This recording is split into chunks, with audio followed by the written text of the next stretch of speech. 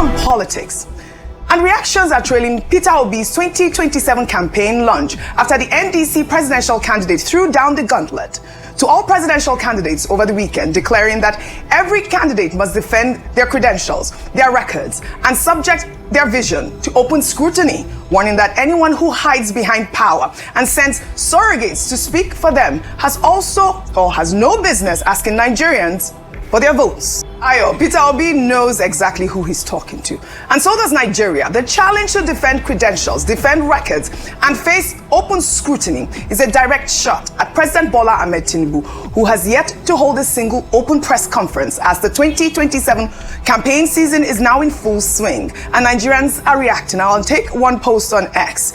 And Newa wrote, Nigerians deserve more than campaign slogans and promises. If you want the highest office in the country, your record should be open to scrutiny, your credentials should be verifiable, and your plans should be clear enough for Nigerians to question. Let every candidate come out, defend their records, and tell Nigerians exactly what they intend to do differently. I mean, this ex-user spoke very well. Very well. But I'm going to just now push it back to the Nigerian people. One thing that of the many things that the Osun State election taught us was that the power has now returned to the people. So it is the people that have the opportunity to make a decision as to whom they want as their leader. In order to do that, the people then must make demands on their prospective leaders. And part of the demands is because Tinubu can argue that, well, he didn't do all this press conference they're talking about and he still emerged as winner in 2023. So the question is, what do the Nigerian electorate want? What do you want from your leader? Is it enough for him to just appoint spokespersons in the spirit of teamship, or for other people to just release statements to surrogates? Or do you want a person who is speaking to you, engaging with you?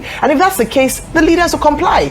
If the people make a demand on leadership, leadership has no choice but to comply. So what we ask for, and I don't think he's incapable of doing that, it is just because the people do not seem to, as it were, in quote, the Nigerian elections do not seem to recognize people who hold, press conferences like this, interviews like that, attend debates, because at the end of the day, they win the election. So what you demand for is what your leaders will give. And so what the people should ask for is that they have a leader who can speak to them, explain their ideas, run through their campaign manifestos. What is the idea? Of course, you can see what has happened now. Many of us do not know whether or not, the plan for the fuel subsidy during election cycle, because there was not an opportunity to interrogate that plan with the now president. There was no opportunity like that. This is the future for Nigeria. Ask questions, make a demand. What you demand for is what the leaders will comply, because the power is truly in the hands of the people through your ballot. Well said, Ayo. Ayo for president.